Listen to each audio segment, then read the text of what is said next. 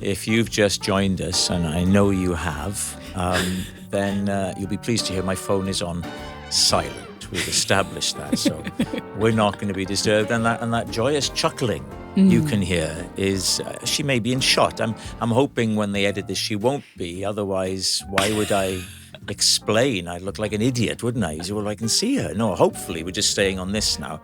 Is my guest today, who is chuckling joyously in the background, which I always think is a lovely start to an interview. It's Emer Kenny. Welcome. Hello. Hello. Don't forget, you can hear the full-length, longer version wherever you get your podcasts. Look, let's get it out there. I mispronounced your name. I was convinced it was Emer. I got you. I'm going to use the word team, but what sort of a team are they? Said, oh, no, it's Emer. I said, but I've heard her being mentioned in the media. Oh, no, it's Emer. But it's spelt E-M-E. No, you'll find it's Emer. It's one of those Irish ones that is actually sort of spelt less complicated than Siobhan or Sinead or Niamh or Maeve, but it's amazing how many people get it wrong. It's just not that common, I think, over here. Where did you grow up? In London. Yeah, so how come it's... Because I can hear Irish sounds in that. Yeah, we've got... my family are Irish and Welsh, so... What a glorious combination. I'm Welsh. What a glorious combination. Which part of Wales? My mum grew up in Cardiff, but now all of my family, all of that extended side are in Ceredigion on the west coast. Aye. Yeah. Oh, proper Wales. Yeah, so I spent a lot of time there, yeah. Do you? Yeah. Wow. What is there? Is there a second home there? Well, they're frowned upon before you answer. No, I know. My grandma lives there, and then is it her second home? No, that's her home. Well, we're okay. We're fine. Get off her case. It's fine. Grandmother lives there. What do you want? So you get over there, do you? Now that's by the coast, isn't it? Yeah. How lovely. So, but why am I hearing Irish in your voice if you grew up in London? Oh, I don't know if you are hearing it. I am. Okay. Oh no, I've got quite a good ear for those things. My family are all Irish, so that's the Emer Kenny. Well, my whole name comes from that side. It's fascinating because I'm mostly getting kind of London. You said you live in Camden, very trendy, but I'm also occasionally just a little Jess. Oh. So do you feel Irish though? It's interesting how your name affects you, because I'm just as Welsh as I am Irish, but I feel more Irish because with that name, that's how people approach you. Do you know what I mean? If you were Blodwyn Jenkins. Exactly. It might be different. If only. Yeah. So did you grow up in Camden? Yeah, in North London, Been there all your life? Yeah, I haven't moved very far because I met my husband when I was 23 and he lived... 23? Yeah. That's not the modern way, is it? No, it's very old school. What's the deal there? I mean, he's a lovely looking boy, don't get me wrong. I mean, we're talking about Rick Edwards. As Uncle Bryn would say, he's melt in the mouth. You're a very aesthetically pleasing couple. Are you aware of that? I mean, don't my wife and I. We're not. It's not Nightmare on Elm Street. But I'm just saying that you two, you could be in a catalogue. Oh, thank you. We can't be though, because we both actually started when we were younger modelling, and we were both awful at it, like Why? really bad. Well, Rick is hard can basically too big. He got booked to do a Prada snowsuit campaign once, and I got down to the last two for that. He broke out of, I think, 5 different snowsuits. Because he's just too big. Yeah. And I think I was just a rubbish model. I had a photographer once tell me, you're not for the still camera, you're for the moving camera. Why? And it was actually a good thing in the end. Yeah, because now I'm on the moving one. I think some people just don't look as good on... What was the look? See on that camera there, what was the look on your headshot? Oh, something really moody. It was being more like sulky. Sulky indie phase. So they'd see that and they go, she's unhappy about something. She's not pleased about something. Yeah. And did you work as a model? Oh no, that's because I was so bad at it. So you never got any work? No, I was sort of on the books of some different model agencies, and I never booked one campaign. Wow, that's quite an achievement that an agent would see you and go, an agency and She's got talent. She's got something. Yeah. And they could not convince anybody. No, nobody. To employ you. You married at 23 or you met at 23? Met at 23, married him at 26. Wow. Yeah. That's unusual. Do you have friends of your age? It seems to me unusual. Oh, no, it was really unusual. No one my age, none of my friends met someone or got married that young. I think I had been working in, doing as a very unsuccessful model or as a slightly more You weren't successful working, were you? Let's be No, honest. You wasn't can't working. say I was working. I was as trying, desperately trying to work. I think the only person who thought you were a model was you and this idiot who ran the agency. Is the I don't agency think still? even I Has the actually agency thought I was a gone model. under? I mean, are they still in business? I think so. Actually, weirdly, Rick was on the same agency, but we didn't know each other. He kept them going, didn't Yeah, he? he did. Thank God he was there. But I've been working since I was about 16, and so when I met Rick, he'd been working since he was about 26, and I think we'd been out in the world a sort of similar amount of time, and I think even though he's 10 years older than me, it felt like we were the same age. That's interesting. Yeah. And but yeah, it was quite young. What did your parents say when you said you're getting married at 23? That's the most 26. 26. That was the most amazing part, is that he asked me to marry him after 6 weeks of knowing him. Get lost. No, serious. Well, that's making me anxious, right? For who? Well, for everyone. One of my daughters might come home to me and say, I've known this guy for 6 weeks. Mind you, if it was Rick. Well, if it was Rick, he I'd went think and I'd asked say, them. come on. He went up to the house. What a hero. And he asked my mum and my dad, not just my dad. Not after 6 weeks, though. No, that was after 6 weeks. I know. You went to your parents. Yeah. You've been seeing her for 6 weeks. Yeah. What did they say? This is the most amazing part, is they were fine with it. Oh, did your friends like him? Yeah, I think so. I think a everyone bit was of a pause there. Well, I think everyone was a bit like, this is a bit of a whirlwind. I don't know if anyone really knew him. What about at that the point. age difference? He was 10 years older than you. I mean, 10 years is okay. Yeah, he was 34. I was 23. Well, but when you say it like that, 34 and 23, that seems quite a difference. I Then, know. doesn't it? The age gap gets smaller and smaller as you get older. Exactly. Yeah. Exactly. He seemed much more grown up than anyone I knew. So they were all a bit like, wow, he's got a flat. That's mad.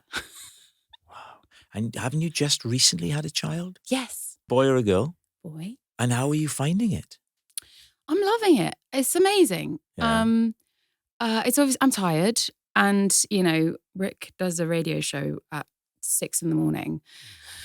So a lot of the nights and mornings I'm just me and the baby. Oh, Emer, that's hard. Yeah, it is hard. That's really hard. But he smiles and laughs and giggles. Oh, you've got one of those. Yeah, have you? he's really You're lovely. very lucky. Yeah, I think it does give. It's nice to have something back, isn't it? Bit of You're bit of a very giggle. lucky. So what time does Rick head out of the house then in the morning? He wakes up at 3:30 and he's gone by 4. How do you live like that? I mean, I'm holding on by my fingernails, really. You've come here for therapy more than anything else, I'm here haven't just you? to talk to an adult. What time does he go to bed? 8. I've never yet met a breakfast radio person. Whenever I see Chris Evans, it's the same question every time. How do you do it? I know. How do you get up and how do you function I know. at that time of the day? But how does it work for you two then with your social life? We don't really have one at the moment because we both go to bed. I am wondering if you have come here to announce the end of your marriage. This is my social life. Me here with you right now. Is it? Yeah, exactly. No, the marriage is still going. We don't have much for social life at the moment because he goes to bed at 8 p.m. But he loves the job. Yeah. And I love the baby. Yeah. So I think he likes the baby too. I don't mind his radio show. I listen to it sometimes. So overall, it's fine. All right. And how does it work then with your career? What's the thing that people, what's the one thing that people associate you with the most, would you say? Well, I think I'll be associated until I die with EastEnders. Yeah, I wondered. Now, how long were you in that? 10 months.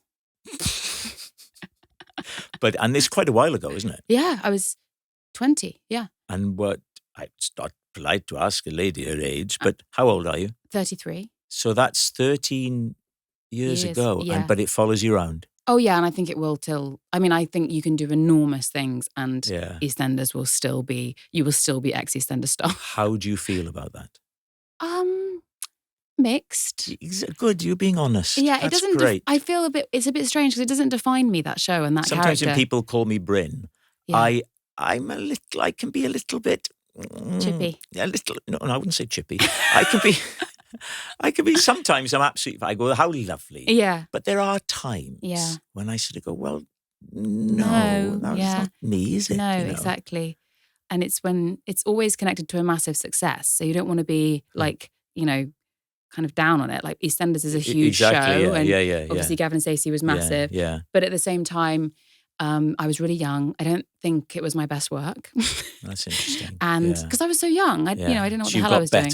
Oh, yeah. And I would much rather people watch the better work. Yeah. You can't choose what people like. You can't. It's hard, isn't it? No. I've got tons of things that no one ever mentions. And I think, that was, I wish they'd, or sometimes they do. And when people do, I love it. Yeah. Tell me about the thing that makes you a little bit different is the writing alongside. When did that start? I read you wrote some EastEnders. Yeah, I wrote and I acted alongside each other I did a bit of acting. I started acting, and then the auditions that I was getting and the roles that I was going up for and the scripts that I was reading frustrated me. So then I started writing. Because what were those roles? Well, I was a teenage girl, and teenage girl in 2008, 2009. It was a lot of bitchy girls, sexy girls, and naked girls. And I wanted more. I know what you mean. I know what you mean. I mean, I've been there. I used to get all the beefcake, just the eye candy rolls, and I used to think, please, take me seriously. See beyond that. So you wrote episodes of EastEnders or of the spin-off show? Which ones there was an E20 show as well? Yeah. So that's what I kind of first wrote. It was this spin-off that they put on on BBC Three. Yes. And it was written by teenagers, and it was for new characters who are teenagers on EastEnders. Yeah. And we filmed it as a sort of web series as well, and it went out on... So the characters that were in the main EastEnders, but now you could see more of them on this other show. Right, yeah. Okay. And we sort of were in this spin-off, and then we would weave into the main show. Wow. So I wrote that, and then I auditioned for it. They asked me to audition for it, and 2 days before we started filming, I got the role. And it was one of those weird things where I'd never in my life imagined that I would be on EastEnders.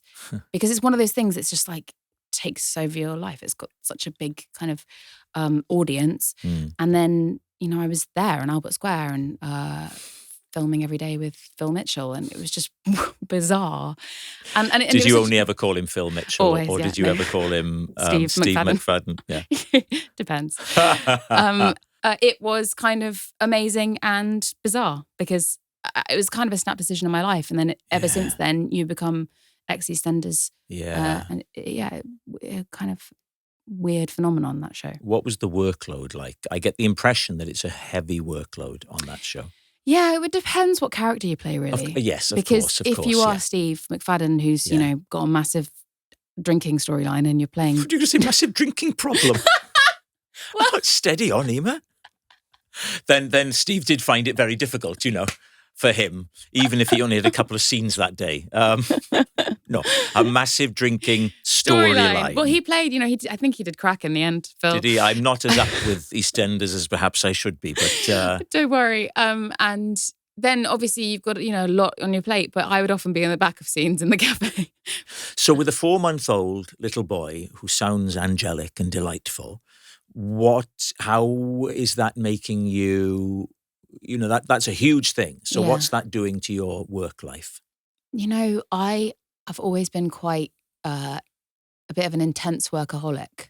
Have you? Yeah. Oh. And I think it's been really good for me to have something else in my life that kind of explodes everything a bit. And I'm kind of loving that. I mean, I think I would have, I've always worried a lot about work, and I obviously still am. Worried what? About getting it or the quality of it? Or all of it. I wrote and was in a TV show over the past few years, and I would lie awake every night. Which one was that? Karen Pirie. Yeah. Yeah, a crime series that was on ITV. Yeah. And I think for about 3 years I lay awake, every night for hours, just worrying about some aspect of it. Worrying about the work. Yeah. I never worry about work. Really? I worry about my kids and stuff. I've got 5. Maybe congratulations. Thanks. Who'd have thought it? Look at me. Who'd have thought it? No. Who'd have thought it? Oh. Somehow, don't say, oh, I don't want sympathy. So you're all right. You're only 4 months in to being a mum. So maybe it's an unfair question to say, well, how has it affected your relationship to work? How do you feel it's going to affect? Because it's a real thing. You've got a child, I'm hoping positively because I'm about to go and write series 2 of Karen Puri, and I found the writing of series 1 extremely stressful because that's all I cared about. Yes. And what I'm hoping, fingers crossed, is that I am going to be able to be like you, which is that That's what a lot of people hope for. If only I could be more like Rob Brydon. Well, yeah, after today, that's my aspiration. Okay. 5 children and not care about work that much. Just not care. Say what you like about Rob, but he doesn't really care, does he? So when do you start writing the second series? I'm starting now at the moment. You're doing it at home? Yes. Where is 4-month-old baby when you're writing? Well, with his father, because Rick finishes work at 9 a.m. So then he comes home exhausted after his 2 hours. Yeah, bleary-eyed. Yeah. And gets handed a little baby to keep him on his toes. And then I'm going to go off to do my work. And you do it at home? You have an office room although I think at home? I might have to start going to a cafe because I don't want to be there for all the... Do you like writing in a cafe? I think sometimes the buzz that's going around is quite helpful with concentration in an odd way. Yeah, and I like listening to other people talking. Yeah. I think it's quite useful sometimes. When we were in lockdown, I found writing really hard because I feel like there weren't as many other people's conversations infiltrating my world. I think going on the bus and sitting in amongst people is really good for writing. This goes against what John Cleese, you familiar with John Cleese? Yes. He talks about creativity and famously said that the key to creativity is no distractions. I hope I'm not misquoting him here, but he almost... locks himself in a chamber. Yeah, almost like a sort of meditative state where you're just there with nothing else. And I think he talks about it being fairly short, contained periods of time. Right, just nothing. But I've found often walking when the blood is flowing. Yeah, I find driving as well really creative. It's almost like when I can't be writing or typing, that's when my brain starts. So as you're driving, you're getting your phone out and you're making notes. Is that what you're saying? Get it on camera. No, I just kind of try and hold on to all the thoughts that go through. You're driving, listening to music is when you can kind of work loads of stuff out. I think, or walking. I think motion is helpful. So how long will you give yourself for writing of the next series? Well, we've got to film it sort of early next year. So I've got this set period and it's got to be done. So that's how long I get. Do you write it all on your own? Are there others involved? This time we're getting some other writers, which will hopefully be good. And we've got a great writer, one already. So I love collaborating. Another thing I wanted to talk to you about is because I love Mark Williams is Father Brown, which is a lovely show, isn't it? And very popular in America. Very popular. So you would have an awareness of Americans. Is that where Americans would know you from the most? Yes. Although I just went to New York last weekend for. Look at you. Just toss that in casually. What were you doing there? I was nominated for an award. He's dropped his pen. Well, why haven't you mentioned that sooner? You were nominated for an award? Yeah, a crime writing award. They're called the Edgar Allan Poe Awards. Yes. And Karen Puri was nominated. Well, my episode was, and didn't win. Anthony Horowitz won. Oh, bloody Horowitz! Yeah. When is he going to pack it in? If he's listening, come on. Hey, please, Give me a chance. There are new people coming through. Get out of the way, old man. But that show is on over there and people really liked it. So, no, Father Brown definitely would be the one. But I'm hoping that Karen Puri will start to... Is Father Brown still in production? Because it's the kind of thing, it feels like it's always there. Yeah. I think it is. Yeah, no, I'm not in it anymore, but they're trucking on. You're not in it anymore? No. Did you leave of your own volition? Yeah. Or had they had enough of you? I don't think they've had enough of me, I hope. No, Karen Puri and this other show that I'm in, The Curse, they came along and... You said, Father Brown, I'm sorry. But I could always go back, I think, if I wanted to. I'm out of here. I'm out of Yeah. You said you've got an emergency situation now. Lovely. Emergency. You've got they said we've got an emergency on our hands because Emer is doing her own thing. She's gone.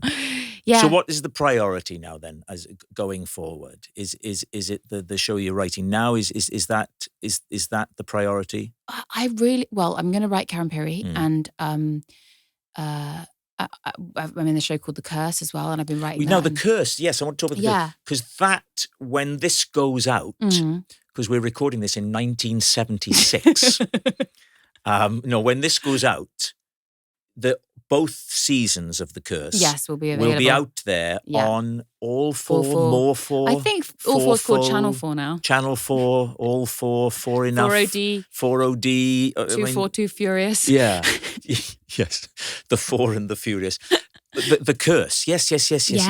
So that is, where does that sit in you've got lots of things going on, haven't you? Where does that sit? That's my most recent thing that I've made. I honestly think that is one of the things I'm most proud of, because this series, I just think it's great, and I've really got a chance, because I was in the first series but I didn't write on it. In the second series I wrote on it as well, and it's quite a boysy show. There's lots of blokes in it, but this time I really got to kind of give my character a little bit more and make her a little bit funnier. And how did you end up writing on the second series? Did you suggest? Did you say, why am I not writing? Well, we were at the Comedy Awards and they were talking about writing it, and I just said, "Can I have one? Sling me an episode." Yeah. And they said, "Okay."